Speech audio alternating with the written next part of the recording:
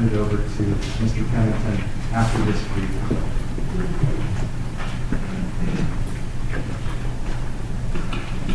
I'll tell you one thing. Nobody likes homelessness. I'm very controversial. Least of all the homeless. But what can be done? Salt Lake City, Utah has a plan that will blow your mind. Hassan Minaj reports. Across America, new and innovative ways to alleviate homelessness are being introduced, like banning the homeless because of body odor, and fining them for sleeping outdoors, and arresting them for sitting down. But Salt Lake City, Utah has taken the next step by removing the homeless from their streets altogether. Sir, have you seen any homeless people? No? Have you seen a single person living in a cardboard box? No, I'm sorry. Where the hell did they put everybody? To find out, I sat down with the director of this initiative, Lloyd Pendleton. We have reduced our chronic homeless count by 72% since 2005. Did you hide them underground? We did not hide the homeless people underground. Did you convert them from Mormon to gay? We did not convert them from Mormon to gay. Or gay to Mormon. So how did they do it? We did it by giving homes to homeless people. You did what? We give homes to the homeless. Yeah, it's simple. You give them housing and you end homelessness. That's right. As part of a program called Housing First, Salt Lake City is just giving apartments to the homeless. You gave a homeless person A home. Okay, so you gave a home to a homeless person, but that's still not for homeless. Because when you're homeless, you do not have a home. That's what the word means, homeless. And that makes more sense than what you're saying. You may think it not be adding up, but it adds up to us. Sure, giving homeless people homes sounds like a good idea, just like feeding people and providing health care sounds like a good idea. But everyone knows we just can't afford it. 22% of Americans are currently receiving some kind of government entitlement. That's 67 million people. And the truth is, we can't afford it. What do all of these handouts cost the good, hardworking people of Utah? These handouts cost probably $12,000, $10,000 to $12,000 per person housed. There you go. Compared with $20,000 a year on the street. Wait, what? What we give them is more effective and efficient than the emergency system, emergency room visits, EMT runs, and jail time. But I feel like you're just giving them a home. Yes. Okay, so it makes financial sense. But the fact is, it's going to make them lazy. They disincentivize you to get off welfare and actually go and work. I'll get my rent paid. I'll get food. Why would I work? Why would I work when the government pays me not to work? Why indeed? What you guys are doing is incentivizing mooching. We don't see them as moochers. We see them as people in great need of some support to fulfill their life. It's almost as if Pendleton sees the poor and homeless as actual people. This was getting complicated, so I went to visit one of these moochers in their moochatorium. A job. With that job, I could move back to Chicago and be with my son, my daughter, my family. Do you see how this is a slippery slope? Doesn't it seem that you're totally dependent now on four walls and having a roof over your head? Yes. You don't want to sleep on concrete ever again? Why would I want to sleep on concrete? I didn't want to do it when I was out there. But if you just give people these apartments, the next thing you know, everyone's going to want to be poor. No one wants to be poor. Everybody needs a hand sometime. This was getting a bit confusing. If you're a poor person, you're supposed to look like this. But this guy has a job, an apartment, and general self-esteem. The image we have of poor people as starving and living in squalor really is not accurate. Many of them have things. 99% of them have a refrigerator, 81% have a microwave, 78% have air conditioning. What? So they're eating food that's been chilled and then heated? They're not supposed to be like us. Russell, they gave you a panini press? I think I bought this. Now I'm totally lost. We've given him a home. He's gotten his life back together. He's become a productive member of society. And it's costing us less? So what's the catch? What is the catch? Yes, there has to be a catch. Is this like a homeless timeshare? Fee every year. Very simple. It works. So if you see a homeless person, don't feel bad. Know that they can get a second shot at life. All they have to do is live in Utah. Son of an we'll be right back.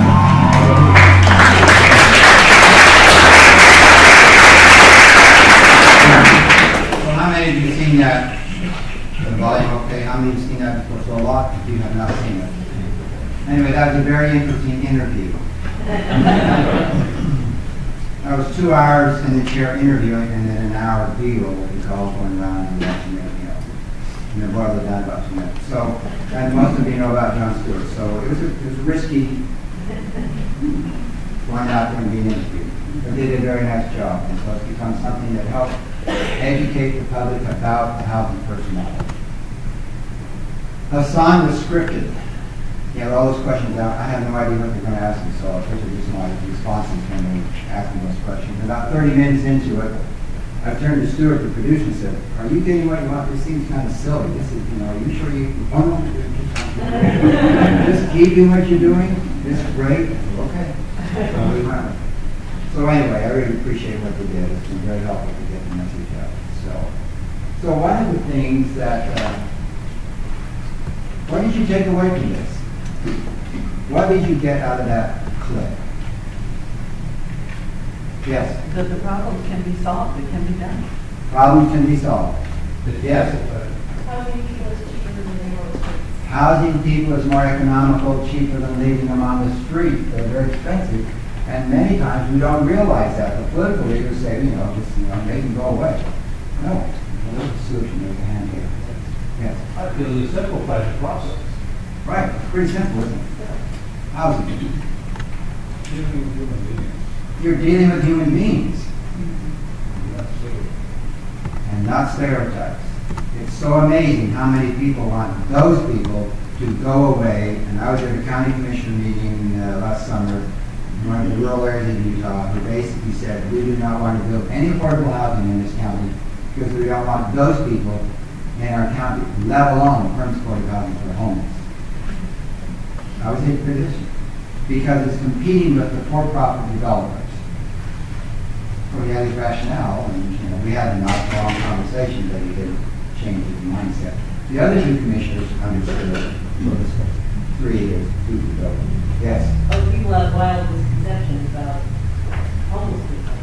Wild misconceptions about homeless people, yes. Russell came to Utah because of a job opportunity.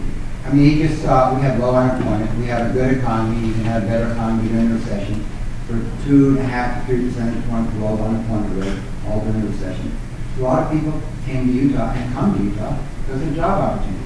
We got there, got injured his back, and ended up on the street for 3 years. So, a lot of people say, well, if we build it, they will come. So what? They're going to come anyway. They want to have some services that can meet the needs when they do drop into homelessness. Yes?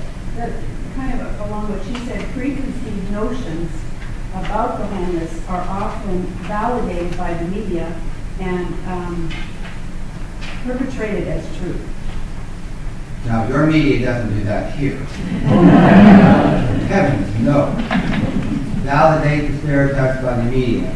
Yes, so I mean, that's great that David is making this something that is educating the public. So what are we doing? Really, this is nuts. I was down in Redding, California, and radio interview, media, they broadcast it, television. And so they were educating the public about a solution and solutions to this issue. So kudos to you, because you're a small enough community, you know each other, and he's saying, I have an opportunity as being the media and the press to bring good information. And Tad and Todd is right at that. Tad is writing about it. So Tad, we're here. He's great in that TV now. So I'm going to talk to him after the meeting stuff, and he said, you know, I want to write about solutions, not about the problem.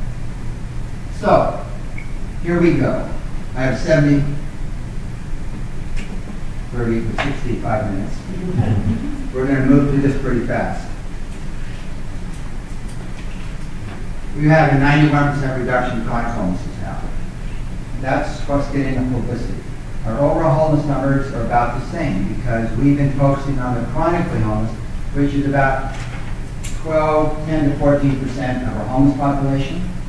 And that's about national average is 10%. So this very small percentage of the homeless population uses 50% of the homeless services generally. Plus they have a lot of emergency services costs. So emergency room visits, EMT runs, etc., jail time. So they cost the community a lot of money.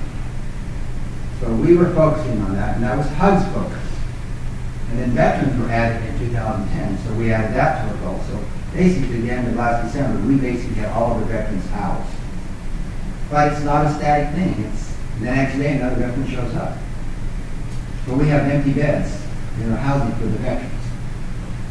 Some of them will choose not to come in for some time. We may give them a housing opportunity. They say no, for whatever reason, mental health issues or whatever. So as a community, you will always have homeless people. So you cannot end homelessness per se and say, we'll have no more homeless people on the street. You'll have panhandlers who are not homeless, say they're homeless, and people think they are homeless. So there's a tricky issue to say we're going to end homelessness. So our goal is to provide a housing opportunity, not to end homelessness per se, but to have a housing opportunity for them and get down to functional zero, where we've approached everyone and given them a housing opportunity. So we've done that with veterans, we're almost there on chronic homeless individuals, and 2020 is youth and families. So that's kind of the big picture. So that's why we've gotten a lot of press. If you go to Salt Lake, you're going to see a lot of homeless people around the shelter. We've had a 300% increase in family homelessness in the last 4 or 5 years. It's a structural issue. When the rent goes up $100 a month, you have a 15% increase in your homeless population. And those are things beyond, because we have a 2% or less vacancy rate in Salt Lake City. And so rents have gone up 17% and wages have gone up 3%. So those are structural issues we cannot deal with as homeless service providers. We're not solving poverty. If you try to solve poverty, then it's overwhelming. So you basically target a particular segment of the population and you drill down and you make it happen. That's what we did. And it's disciplined the whole system. Yes, who's we? Well, the state's at the table, the counties, Salt Lake County and many other counties, Salt Lake City, other cities across the state. So we came together. I happened to have the opportunity to kind of be the point of the spear and leading that, being along from the LDS Church for 3 years part-time, and then at the state full-time. Did you form an umbrella organization for this? It's coming up. I'll show you the organization. All right, so people say, why have you not been successful? 3 things I've concluded. We have champions, they're very collaborative, and they're very compassionate about homeless citizens. Champions, and I talked a fair amount about this afternoon. Basically, nothing's going to happen to change the system unless you have some champions who have the authority to make the changes necessary, to make systemic changes. It's not that there aren't good, hard-working people working diligently to provide housing and service for homeless individuals, and meals and shelter and all of that. And that's kind of the status quo. If you're going to change the system and get them into housing, it's going to take some champions at a high enough level. And the county commissioners today, 2 of them, the third one's here. I was just elected. Okay, well now you have an opportunity to grow. So basically, I have learned and I've observed that if you do not have a committee above the silos, what do I mean by silo? Small organizations that don't have. Small organizations working in their silo bin or their pond, doing their thing, working very diligently. If you don't have a committee above the silos, you cannot make the systemic changes necessary to bring people together, realign and repurpose your resources to bring about the desired change. So basically, we made the rule that a political leader needs to chair the local committee. And the lieutenant governor chaired the state committee. And we made those changes in this process. Established that. We're not taking on your state here, we're taking on the local situation. So basically, the county commission and the mayor of Bremerton, other mayors, it becomes important. They sit on that committee, and the executive directors of the key organizations, and the hospital, and the sheriff, and other people who have a big dog in the fight are on that committee who can make decisions about changing policy and direction of what you're going to do. The champions are key. And you don't just have one champion, you have several. And basically, I learned this in a conference. There was an observation over many years of public works projects in communities. Some were successful, some were not. So they did a study to determine why were they, what caused success here and failure here. And the conclusion was it was the champion. Not only was there a person who was responsible for it and a champion, quote unquote, or spark plug, whatever you want to say, they had certain characteristics. And this was what I took away from it. And I felt those characteristics when in 2003 in May, when I attended this conference and heard about this, I felt those characteristics fit me. I just filed away that when I got into this and started to go out to find the champions across the state, I was looking for these characteristics, to educate them. Because you're looking for champions that have these characteristics, and you get them to add homelessness to their agenda. Champion that cause. And you need to get many champions. It isn't just one. It's not personality driven. You need maybe a personality to get started, but you've got to get everybody in the canoe and paddling in the same direction. And every now and then you need to throw somebody out of the canoe. Because they're in a key spot, but they're not paddling. They're paddling the other way. And if you can't get them to join with you and paddle your way, and they're in a really key spot, they need to leave the canoe. They're wonderful people. They're just in the wrong committee. So there were times I went to the board and said, you have a wonderful, caring executive director in that agency, but they have a better passion for something else. They need to go. It's going to take 2 years, so I'm going to make those kinds of engagements.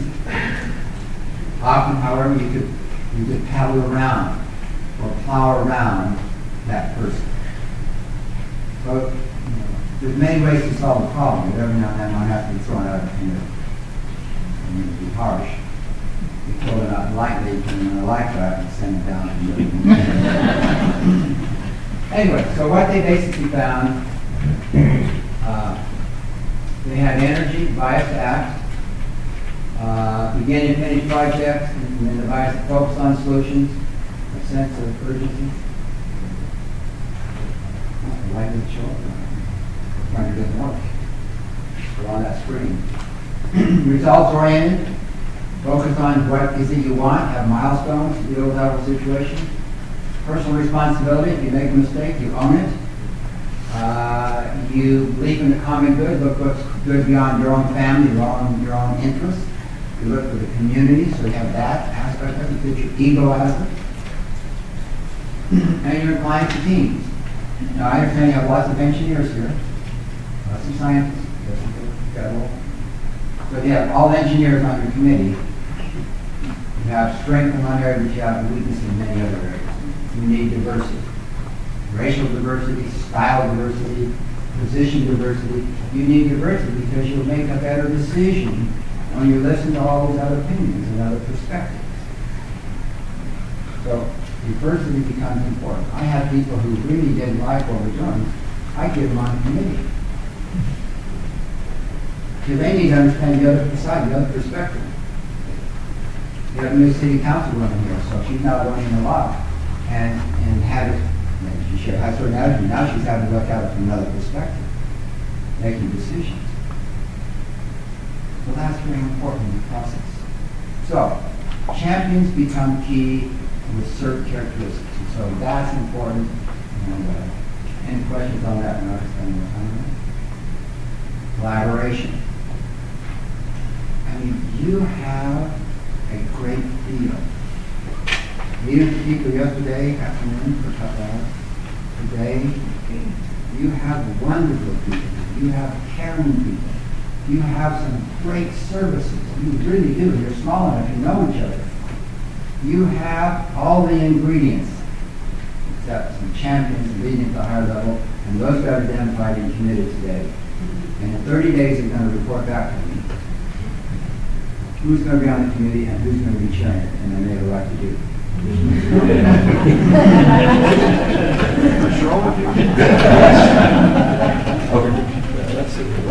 I don't know. We try to make it fun, but right, it's important that they step up to that and lead. They're not going to do the work. They're going to delegate like crazy, and they're going to get it. They're going to be delegating. Some of you want to do some volunteer work. You want to be part of some exciting cause? Find out.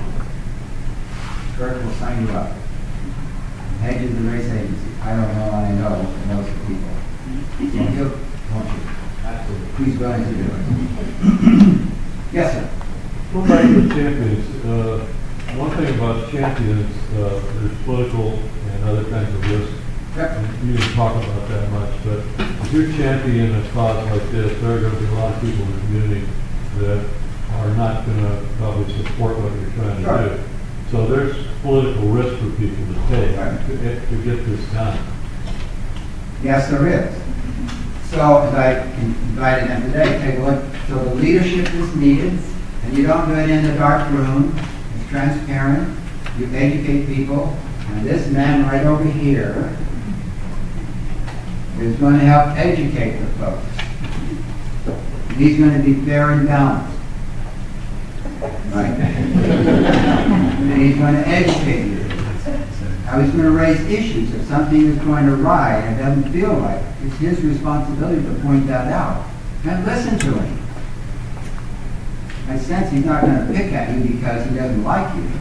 He really cares. So that's the free press. They will bring information. But when you have somebody that cares about the issue and is willing to put his name out there and his case out there and his business out there, that's important. But educate him so he can educate you and the public. But somebody has to make the tough decisions and lead out. But educate and help people understand. And get them on the committee. All right, you're bellyaching about this. My dad always bellyached about all the political issues. Stop bellyaching and run for the office. There's a lot of critics. But get in the arena. Invite them in. And maybe you put them in a small community because if they're disruptive, then you've got to kind of tamp it down a little bit. But get them in and put them on committee. So, all right, you come up with a solution. Just don't throw stones at us. You come back with a recommendation. We'll listen to it.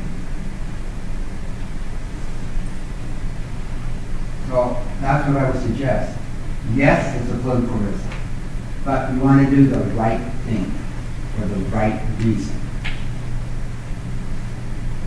If you don't get reelected, okay, then you need to learn from that. Because there's two others. So the city council needs to buy into this. So that there's support. And please support your elected officials. Go to them and support them. It's risky being in that area and out there making those decisions. The word I don't see on your list is courage. And I think it takes real courage. Yeah, I would agree. This is their list. I didn't live it. All right. I came across this saying which I really liked. We build way too many walls and not enough bridges, and many times we build walls inadvertently because of how we do what we do. We're getting feedback to improve how we do what we do, and I've gone through this process because I've created lots of walls because of my style. So I have to learn to mitigate and to listen more and talk less, but still be willing to make the decision and have the courage to move forward. But build that bridge, invite them in, listen to their perspective. This is their vision statement. Everyone has access to safety, supportable housing, and legal resources support for social issues in our team. And there for 13 years. Consistent message, consistent messenger. I left last year, state employment. The big guy in the sky told me I was done at the state. There's a whole lot more to do, but I've done what I was supposed to have done. We didn't go after any publicity we've got. We've got a ton of publicity, so I get 2 to 5 and 7 calls a week to go and speak or to share, to interview.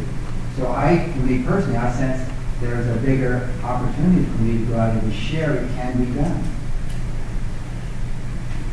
Here are the principles.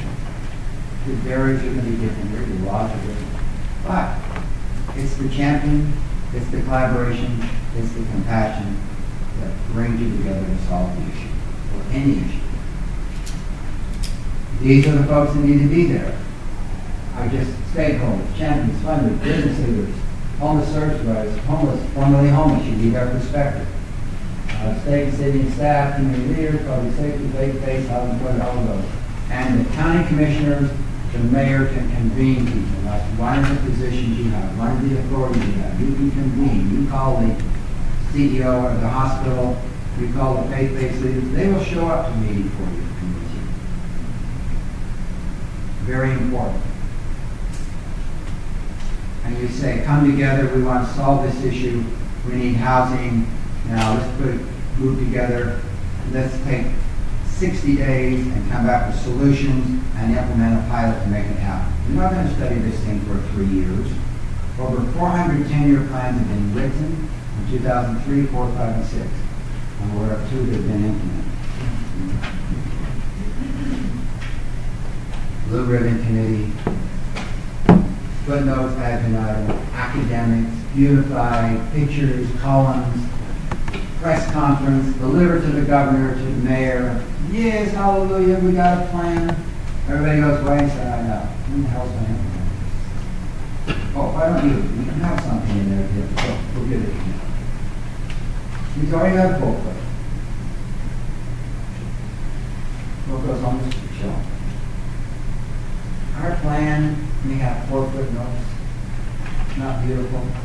We're implementing it, we're writing it, we got it approved. People have asked for a state launch plan. I sent it to them, I hear nothing from them, and I said, this is a silly looking plan. It worked. Because we made it work. So it isn't the plan, beautification, it's the implementation. Compassion. When you write your vision thing, you write for what you want, not what you don't want. I want to end homelessness. You're focused on what you don't want. I want to focus on what you want. I want our homeless citizens integrated back into the community, and housing a major step. I want them to stay in housing. It's a major step. I want them to get stabilized. I want them to get to treatment. I want them to get employment opportunities, increase their employment. You write it for what you want. That's the energy. You send out a different energy when you're focusing that way versus that way. We can talk a lot more about it. And Albert Schweitzer. The light goes out, and all of us are young. We get reignited by something else. And you are the ones that reignite those lights. We have 4 homeless individuals speaking this afternoon. Teenagers, homeless. Parents are supposed to be cared for. Abuse, domestic violence as adults. Drugs to survive. Criminal activity to support the drug habit. Now, as a teenager, 12, 13 years old, your life is confusing, especially your parents are beating you up and throwing you out. Those are our homeless citizens. Those are our homeless citizens. They need a life to breathe. They need somebody they can trust. They need a place they can feel safe. That's what you bring. Do they deserve it? Absolutely. Get over this idea, but I'm not going to have them use my tax dollars because they need to do it the way I would do it. Yeah, I have good parents, I got a college degree, I have a good job, and why don't they have that same opportunity? Well, they were born in a family of abusive. It's our opportunity to reach out and to bring hope and to relight that fire, to light it into the earth. Some of them get burned too body to begin with. So that becomes an important part of the process. So who are citizens? They're homeless citizens, people suffering in need. And my view of our homeless citizens was really crystallized for me a couple years ago. Last year, I was out in the parking lot waiting for a governor to show up for a press conference on homeless funding. I was talking to our outreach workers, and some of the outreach workers are medical teams, and they go out to we have camps of 2 or 3 people on the Jordan River, so they're not big communities. They're not camps like that here, they're just somebody that's been in the building. So they go out and visit them. They also, part of that, they go out on Tuesdays and Thursdays to the prostitutes that work in the streets. They have 2 main areas, and check on them medically. And they're developing relations with them. So when they decide to come out of that profession, they have somebody they know and can trust. And 2 of the outreach team were on the street 2 years earlier, so they know that the girls. They've now gotten out, have a job, family, and so they're reaching out. They made the comment that 8 of these prostitutes had 32 children taken away by the state. I said, what? Yeah. 8 of them had 32 children taken away by the state. I said, we need to round those pimps up and do something with this. Some of the pimps are their husbands and their parents. And I said, whoa, are you serious? Yeah. So that next week I went out with the outreach team, met some of these ladies, 20s, early 30s. Because I just sat down and talked with them and hear their story. As I pondered that, it crystallized for me more clearly my belief about our homeless citizens. See, when God gave us procreative powers, He did not say if you're financially, physically, mentally, and emotionally stable, you can have children. He said, you all can have children. So these women have to earn $150 to $200 a day to support the $100 a day heroin addiction, their pimp, and to live. At $25 to $35 a trip, they're very busy. And unprotected, they get paid more. Kind of horrible, isn't it? I listened to me, you hear about prostitutes. These outreach teams are telling me, and I went out and met them. He's like, wow, I can't even fathom that. So that fetus gets created. I believe it existed before we came here to this morning system. God does not say, all right, you in this room over here, come over here and draw straws, and the one that has a short straw goes down to that situation. He doesn't do that. He says, you in this room, there's an opportunity to go down here into this fire. Who's willing to go? And I believe that some very valiant brother or very valiant sister of mine said, I will take that one. I will go down. Drug addicted people, foster care that may be abusive, may get a good home, but I'm going to have a hard trial with that drug addiction. I'm willing to take that on. For me personally, I've had pretty confirmation. I agreed that I would come down part of this time and to be a means to help organize and be a means to bring hope to that population. That's my why. This is not a job. I don't need another job. But I feel I made a personal commitment to my brother and my sister who wanted to be homeless, to come and to provide encouragement, ideas, support, hope, enthusiasm for people like yourself to organize as a community to provide housing opportunities. That's, for me, who our homeless citizens are.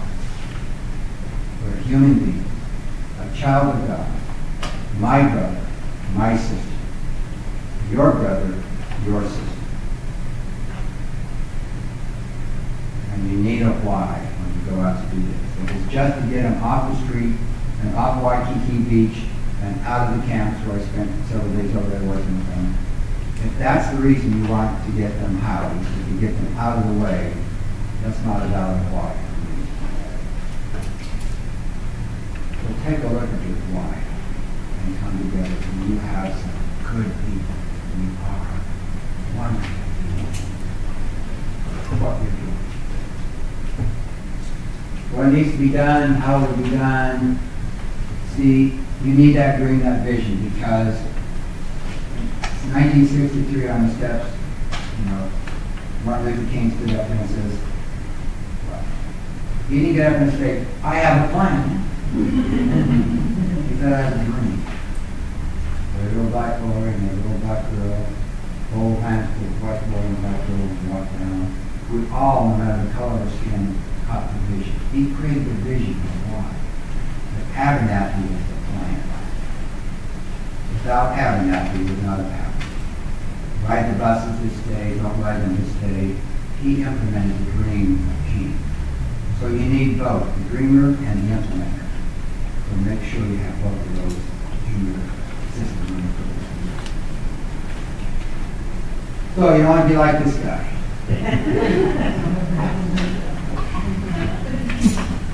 You're going to travel the road less traveled, so figure out where the hell you're going. You know there's a national epidemic saying chronically homeless. Cost, we did a study of $20,000 for us on the street. It goes as high as $48,000. These are studies that have been done. They've been done in Seattle. So it proves that economically they're very expensive to the community. So that was a good argument for us in Utah. They're very conservative. That made a very good means to go out and say, look, they're costing you money. It's less expensive, much more humane.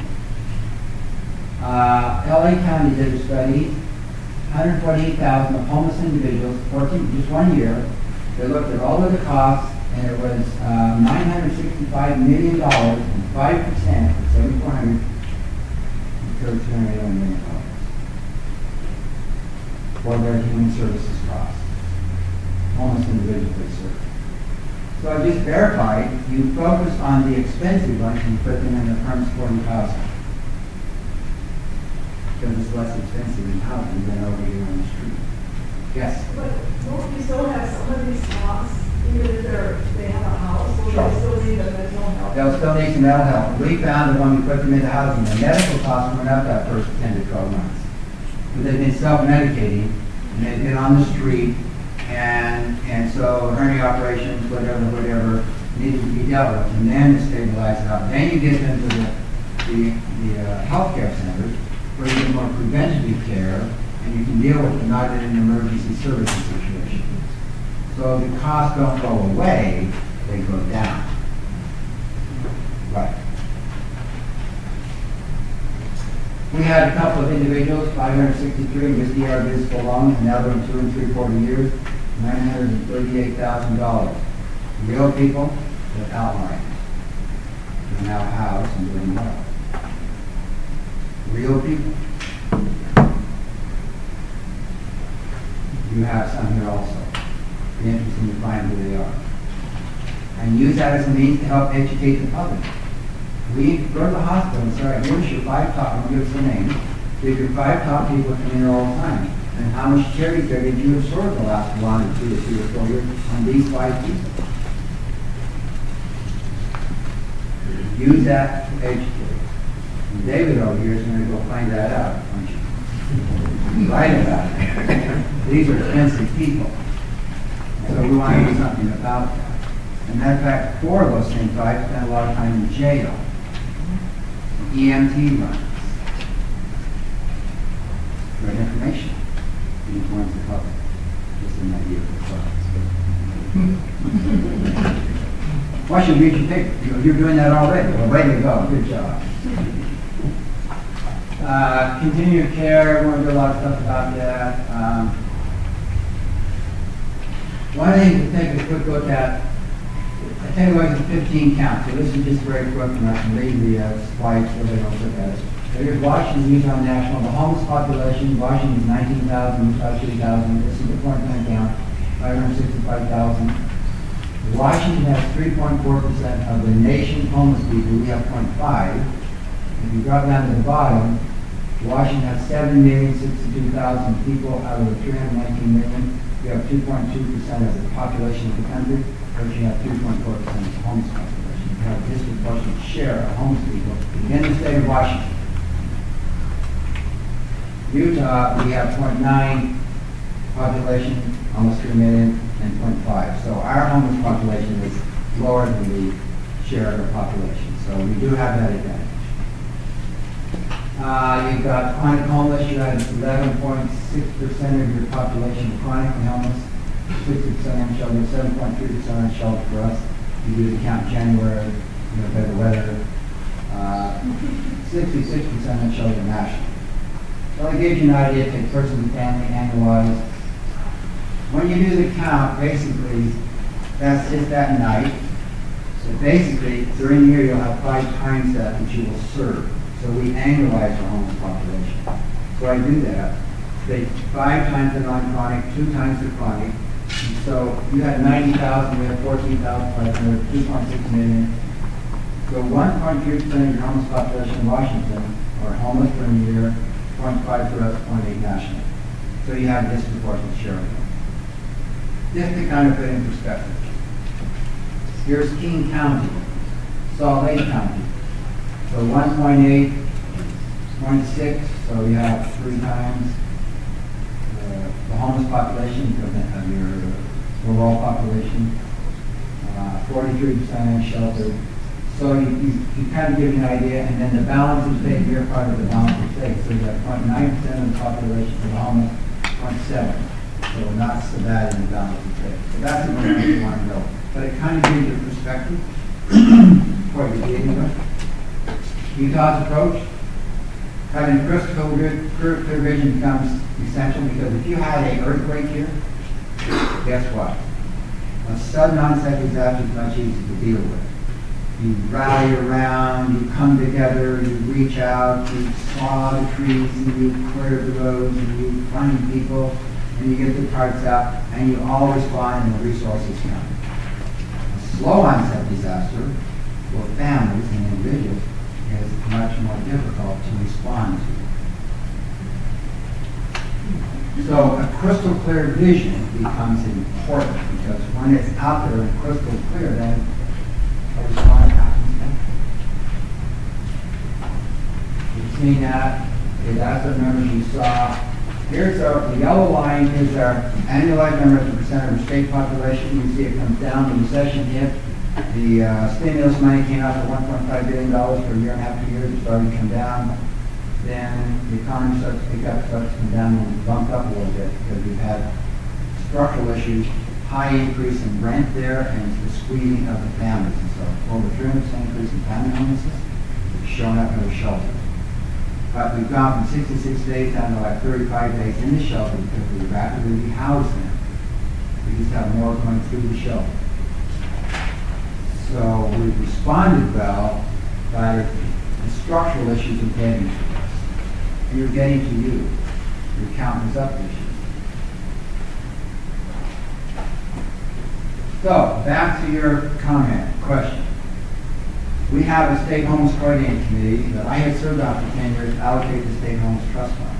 There's a bunch of service providers, good people, allocating money. When we started this process, we went to the government and said, this now needs to move to a policy level committee. We want your lieutenant governor to chair it, and we want your cabinet level people to sit on it. And she sent out an email and made it happen. We have to go through the legislative stuff. She just said, okay, send out an email. You just decide when you do. So you have the head of workforce services, Department of Labor, corrections, human services, health, education, the 3 continuum of care, faith-based leaders, businesses, United Way, etc. So they sit on that committee. It's a policy committee, and they approve funds, the state homeless trust fund. So they have some clout. They're not an advisory committee. They approve funds. They approve the homeless plan. Now, because the governor sent out the email to have the lieutenant governor, 3 or 4 years later we put into legislation that the lieutenant governor chairs this committee. It's on a 4th lieutenant governor, a 3rd governor who will all be supported, but the 5th and 6th lieutenant governor may not be as excited about it. So it's legislative for them. Yes? When you did this, did you take money from agencies that already had been established to No. provide this plan? Where did the money come from? It had been established in 1985. So, A homeless trust fund. you guys had a homelessness fund established in 1985, and the money wasn't being used. Pardon?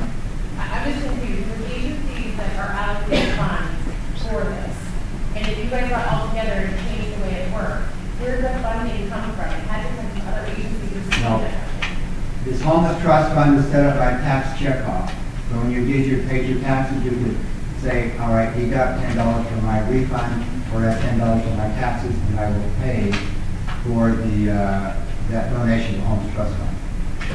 Over the years, more and more have come onto the tax checkoff, so the money's gone down. But it established a mechanism, so general funds from the legislature goes into the homeless trust fund. Separate from human services, federal dollars, workforce services, those dollars still get coordinated and go in to serve the homeless. But this was homeless trust fund that went out to support the homeless service providers. And when we started down the road, we basically said, we'll take that money, the most of it, and do it to support the case management for supportive housing. Now, we're not an expansion state now, so we can't get the Medicaid dollars to do the case management. This is where the money comes from. So that was already there. So we didn't have to change it. Now, California is writing legislation, comes to the House and Senate already. I don't know if Governor Brown will sign it. But they're going to take some money that's over here going out and they're going to repurpose and put it under the state homeless coordinating committee, so they are approving funds. So they are repurposing that and putting it under new structure. We didn't have to do it. We just, as a committee, moved it that way. These homeless trust funds build the housing? No. Case management. Now, housing, we need three things. Tax credits, and the tax credit agency, low income tax credits, gave extra points for those agencies doing front supportive housing, so we could compete. And I'll show you how we do it. And the housing authorities were willing to project-based Section 8 vouchers, so they brought those to the table. Willing at the beginning, and we then said, we'll take the state homeless trust fund and do the case management. So within a few months, we had all of those lined up. Started down the road. How many guys have you built? 100. So we did a pilot because we had heard about housing first. We had Dr. Sam Severus come out in June of 2005 to speak to political leaders. I met him in May personally, and he said, come on out. And then he said, all right, we're going to do it while we build 100 units. But the lady who was in charge of that housing said, I know she's ready to back out. So we said, all right, while you build that, we'll do a pilot of 20 for the next 24 months and learn from that. So that assuaged her issue. She was willing to go for it, build the city housing authority. And we took the most challenging, difficult, chronic townspeople we could find if we wanted to win the most. I use my analogy and my experience on our ranch. We have a coal and wood stove. Have you seen a coal? Are we done? I'm done. I'm done. And this one didn't work either. Okay, sorry. Let me shut this off.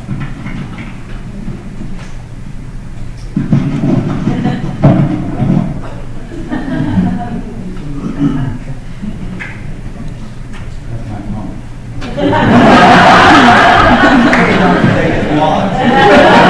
That's my phone.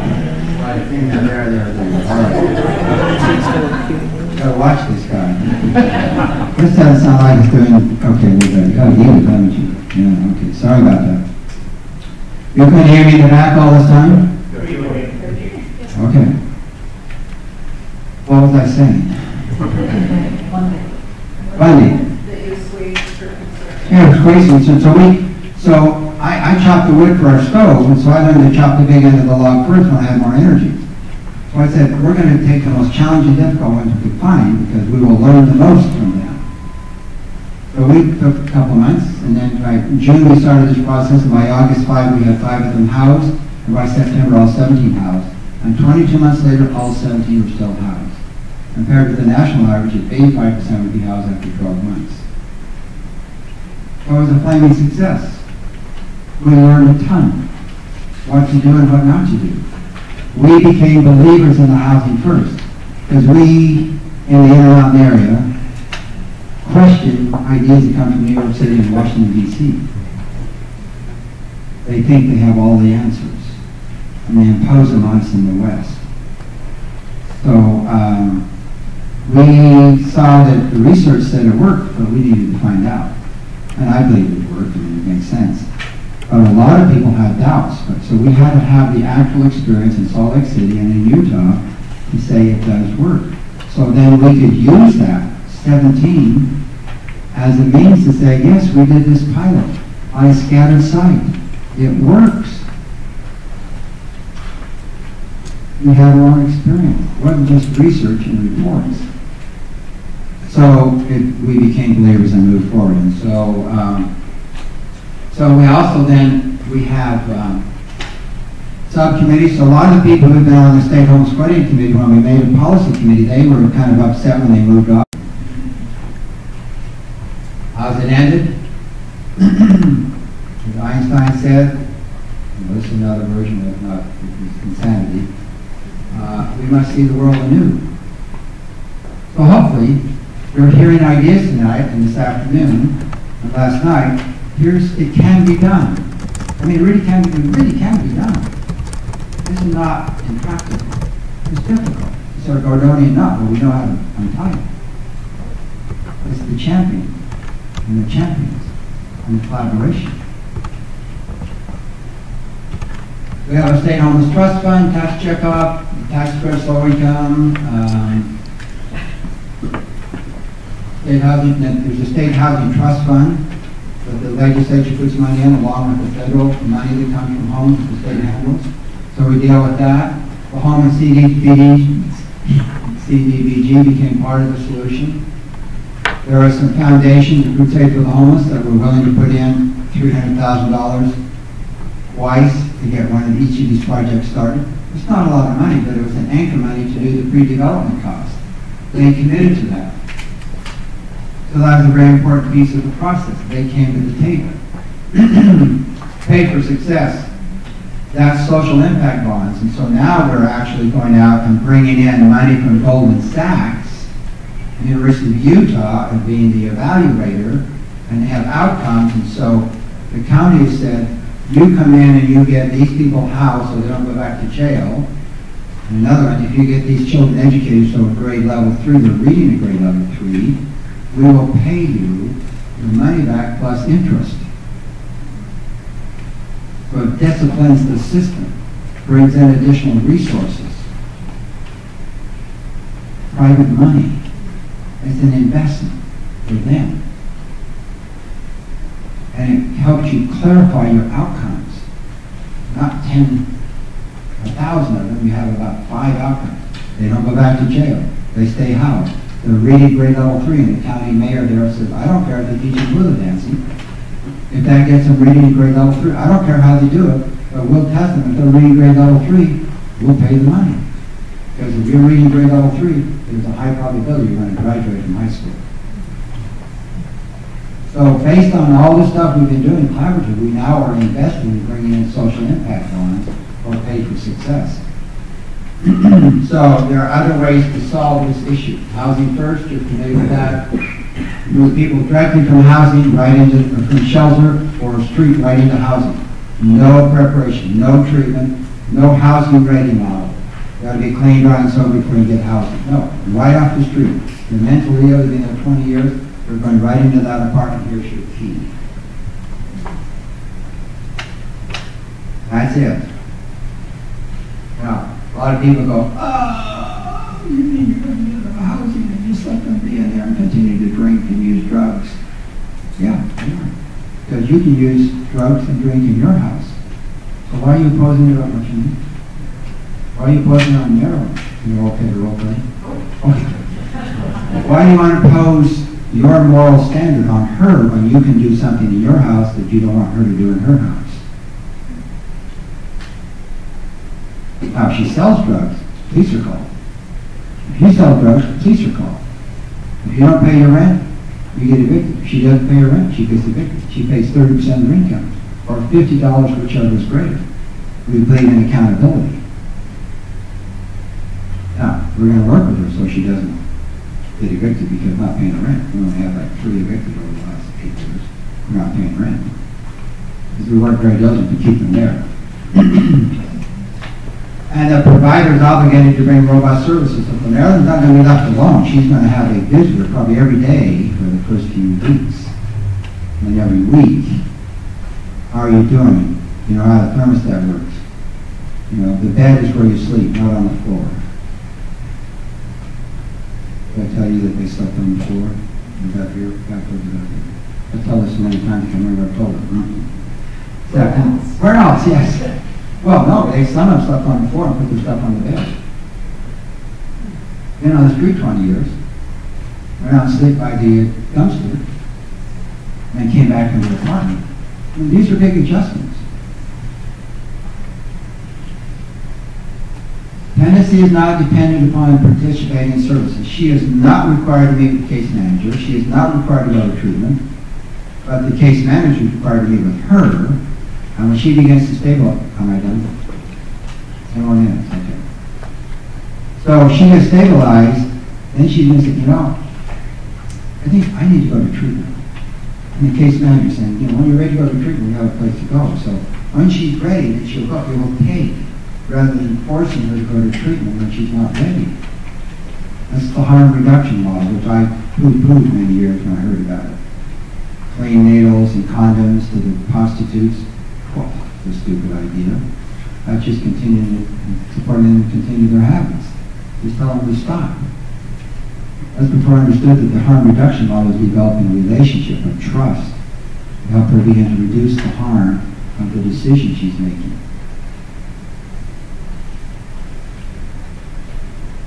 And they're targeted the most vulnerable. So when you get permanent supportive housing, you're going to find the most vulnerable and you put them in there first because they will die. We had 96 people die last year. They were homeless or formerly homeless. The average age was 51. Previous years have been 45, 46, 47. Life on the street is tough. So you get the most vulnerable, put them into housing. They're the most challenging, most mental health issues. But those are the ones that go into housing. So 2 core convictions. Chaos, you know, once the chaos is eliminated, then they can stabilize and move faster. Housing is basic, not a reward for clinical success. The harm reduction model we talked about, residents have least tenancy protection under the law, can be implemented in either a project-based or a Section 8, so you have 100 units, or a scattered site, and they pay 30% of $50. Talked about the 17. This is our first 100 units. 2007 looks just like, it looks better because the grass is grown out and it's even more decorated. 100 units, chronic house, 370 square feet, full bathroom, full kitchen, everything else, studio type situation. This is number 2, this is 84 units, came out in 2008 in another city, South Salt Lake. So it's beautified, it's in light industrial, light residential. We have no NIMBYs in either one of those. Holiday Inn, 10 blocks from downtown Salt Lake City, 291 rooms. We renovated them into 201 rooms. Some 1-bedroom and 2-bedroom for families. They have Head Start, early Head Start. Put into the former conference rooms. We turn it into classrooms for early start community action programs and runs the program. They have the chance to break the cycle of poverty. The mother can go down and see there. She can participate. They're tied into school. So there can be 50 to 70 children in this part. And we'll have 225 adults, another 70 children, so we've approaching 300 people in this facility. Pretty good size. I don't know that we do it again, but it's worked.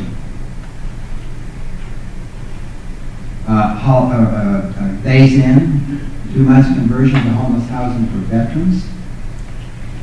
This is the Muchatorium, and now has been landscaped, and this is when it was constructed, that was in that video. This is for 55 and older. We had a little bit of NIMBYs in here because they saw it switched from mental health to homeless housing, and we didn't do the work in the neighborhood. They authorized and said these people were going to rape and pillage and plunder the children to walk by the school. Now the children go out and have their Easter egg hunt in this yard. It's become a center for the community to do service projects. 72 units, Valor House, Grand Per Diem up on the campus. And this is the last one, 134 units, 136. This is market rate, homeless families, homeless youth, and lots of refugees. So it's a combination. I told these numbers, 908% retention, 10% moves, out. Eviction rate 6, 2 die, 2% die, 2% walk away. That's kind of the numbers we'll take a look at. And you're dealing with the most chronically, mentally ill, homeless individuals that you're putting into these housing units.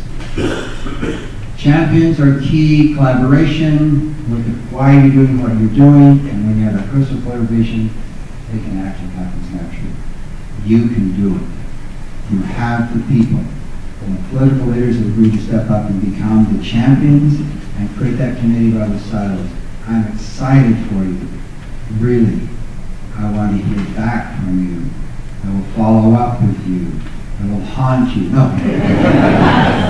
You can do it because you care. Thank you very much for the opportunity.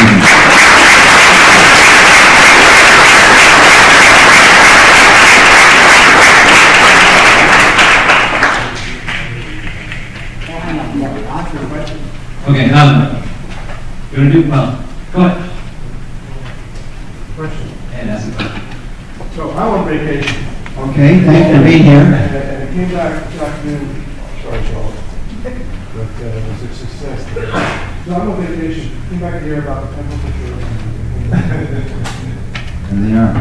So my question is, I'm here to be educated, it's not because of the silence, not because of housing or the housing board, because of you. Because we've studied you, we know about you. Oh, no. Tell us what, if you would, what is happening around the rest of the country, if you're able. We see what's happening in Utah. We see what's happening with what you've done and other many of that. Is this translating around the country?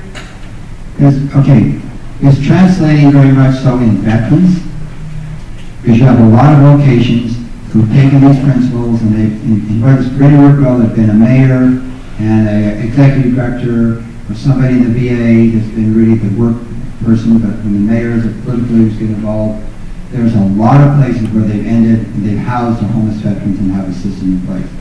That's worked well because the VA also put vouchers into it, added resources, and a lot of effort and added case managers.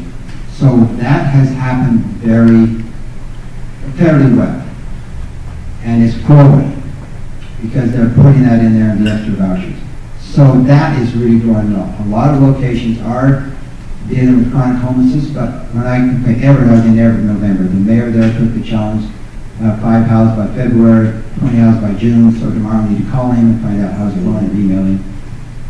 Other locations are they're beginning to see that that champion is needed, so they're stepping up more and more because they're seeing a rise in homelessness, increasing costs that are incurring, and the message is getting out there more and more about housing first. It takes a while. So yes, it is growing, but not as fast as I'd like to see it grow. So for me personally, I'm willing to go. The wife says, why are you going? We're remodeling the house. We're going to move in November. We're going to move in July because because to go out and say, yeah, it can be done. But really, if you folks, where'd she go? Where'd she got here? Well, there you are, over there. Yeah. If you don't step up and create that committee, We're going to do it. I know you're going to do it. But I'm just saying if you don't. I was in Redding, California, and they took all this challenges. They did this piece and everything else. 3 months later, they basically voted, nah. I had a city councilman who was the champion, and they voted like 4-3. No, we don't want to do that. It's too hard. If she'd been the mayor, she probably could have happened. Kept going. We're all excited about it. So there's some tough decisions to be made. And we made tough decisions. There was opalizing, and there was weeping away because we took money away, we got people removed from key spots, all of that, I'm sure, on the Hess and Rywood and some folks.